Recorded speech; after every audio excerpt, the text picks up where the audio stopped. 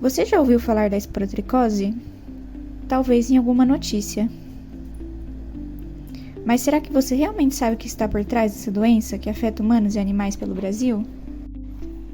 Vamos entender como ela surgiu, como se espalha e quais os principais dados científicos sobre sua ocorrência. A esporotricose é uma micose subcutânea causada pelo fungo do gênero Sporotrix.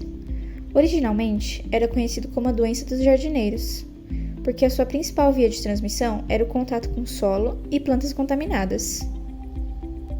Porém, nas últimas décadas, observamos uma mudança importante no perfil epidemiológico. O contato com animais infectados, além do ambiente contaminado, pode favorecer a transmissão da doença para os seres humanos. Estudos mostram que os gatos mais acometidos são machos, jovens, sem raça definida, não castrados e com livre acesso à rua. Além disso, a América Latina é hoje a região mais afetada, com destaque para o Brasil, que já foi confirmado em 26 estados e, segundo o Ministério da Saúde, em 2023 foram registrados 1.239 casos humanos.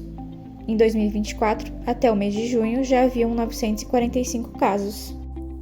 A partir de 2025, a esporotricose em humanos passou a ser uma doença de notificação compulsória nacional, reforçando sua importância em saúde pública. Porém, como destaca o médico veterinário Carlos Aguiar, as doenças fúngicas continuam sendo silenciosas e subestimadas quando comparadas às bacterianas e virais. Além disso, não existe vacina humana ou animal para a esporotricose. E o tratamento é longo, podendo perdurar por mais de 6 meses, então muitos pacientes acabam o abandonando antes da cura. Agora vamos entender a cadeia epidemiológica da esporotricose.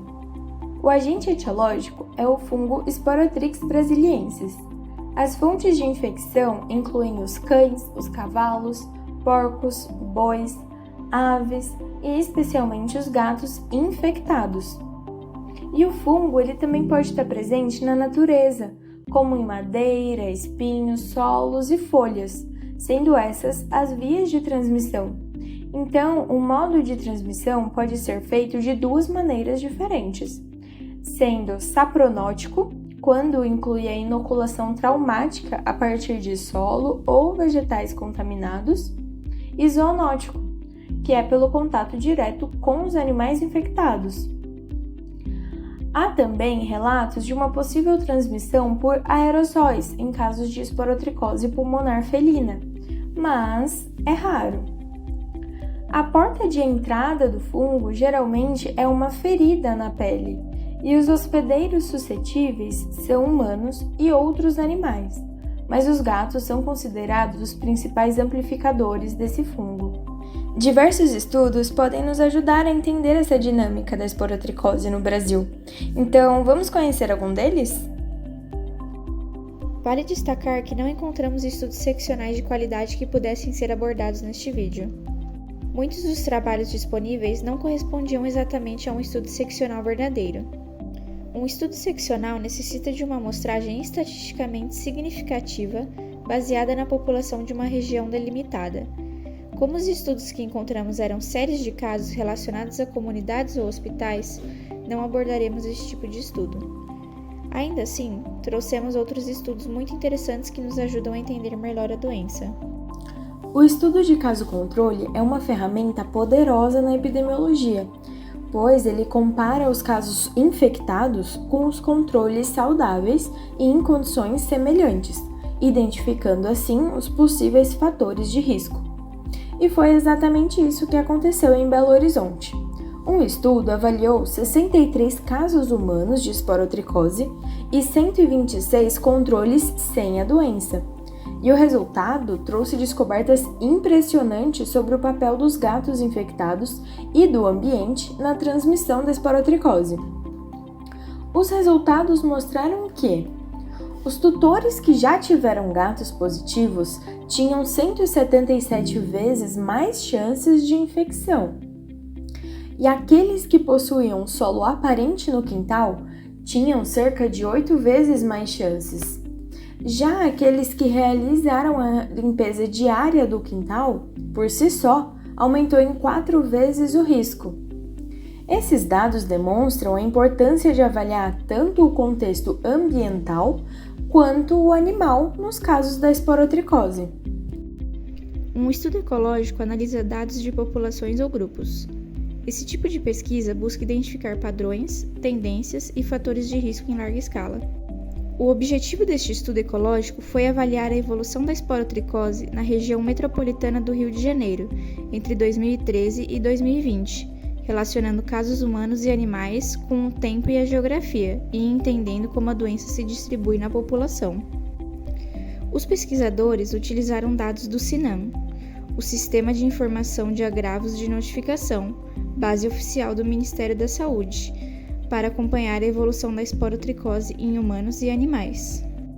No total, foram notificados 9.552 casos suspeitos em humanos e 12.532 em animais.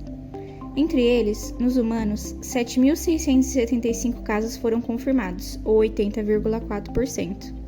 Nos animais, 3.795 foram confirmados, apenas 30,3%.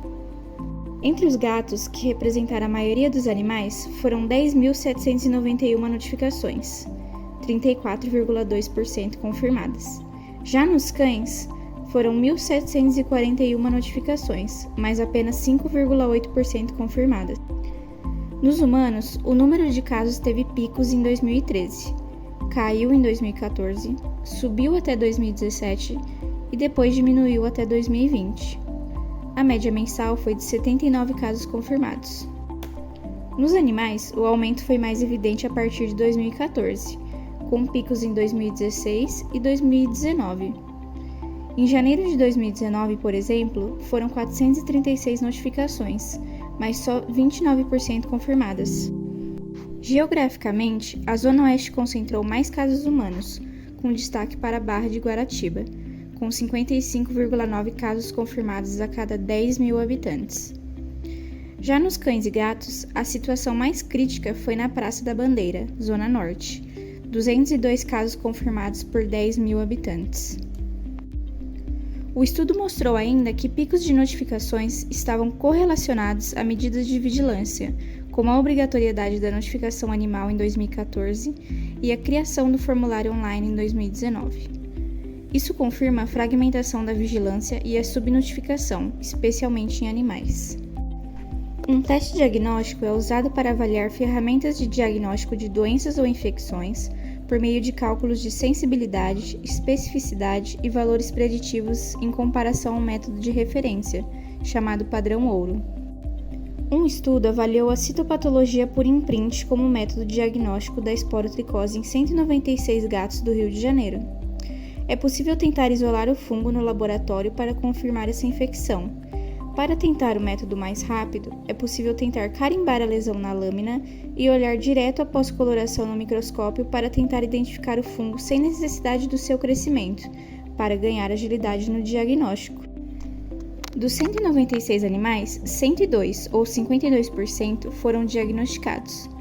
Considerando a cultura micológica como padrão ouro, os resultados da citopatologia foram a sensibilidade 52,6%, a especificidade 95%, a acurácia 74%, falso negativo 47,4%, valor preditivo positivo 91,1% e valor preditivo negativo 67,1%. Esses resultados indicam que o teste é muito confiável para confirmar a doença, já que possui alta especificidade e alto valor preditivo positivo. Ou seja, quando o resultado é positivo, há grande probabilidade de o indivíduo estar realmente doente. Por outro lado, a baixa sensibilidade e o valor preditivo negativo moderado mostram que o teste não é tão eficiente para descartar a doença, pois pode deixar de identificar alguns casos positivos. Em um estudo de intervenção, os pesquisadores aplicam estratégias específicas a grupos de participantes para observar os efeitos dessas ações. Agora, vamos conhecer um estudo de intervenção realizado no Hospital Veterinário da UFMG. Nessa pesquisa, os animais são divididos em grupos de forma controlada e a randomização foi utilizada, ou seja, a distribuição dos gatos nos grupos foi feita de maneira aleatória. garantindo que os resultados não fossem influenciados por fatores externos. Bom, foram avaliados 35 gatos com diagnóstico confirmado de esporotricose que receberam tratamento gratuito com itraconazol e acompanhamento clínico. Esses animais foram divididos em 3 grupos. Grupo 1, consultas mensais mais o manual explicativo. Grupo 2, consultas mensais mais vídeos educativos. E grupo 3, consultas quinzenais mais vídeos educativos. O objetivo desse trabalho era verificar se a educação em saúde e a frequência de acompanhamento poderiam melhorar a adesão ao tratamento. E os resultados foram reveladores. Dos 35 gatos, 22 alcançaram a cura clínica. Metade desses animais, ou seja, 11 gatos, estavam no grupo 3, com consultas quinzenais e vídeos educativos. Outros 6 estavam no grupo 2 e 5 no grupo 1, sem o uso de vídeos educativos e com consultas mensais.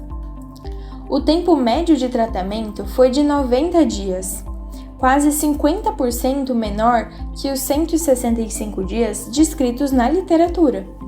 E a taxa de abandono também foi menor do que a relatada em outros estudos, que varia de 30% e 40%.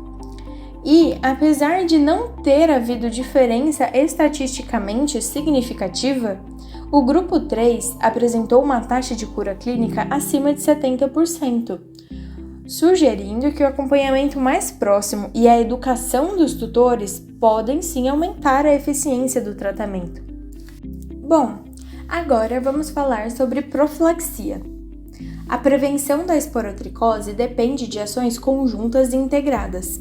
E entre as medidas mais importantes estão tratar e isolar gatos e outros animais infectados, fazer o uso de luvas e a higiene das mãos quando em contato com os animais infectados ou ambiente contaminado, descartar corretamente os cadáveres por cremação, evitando assim a contaminação do solo, e evitar que os gatos tenham livre acesso às ruas.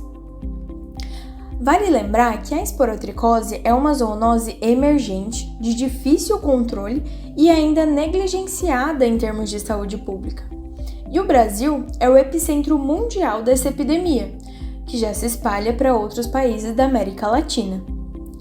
E para enfrentar essa doença, é essencial aplicar os conceitos de única saúde, unindo a medicina humana, veterinária e ambiental.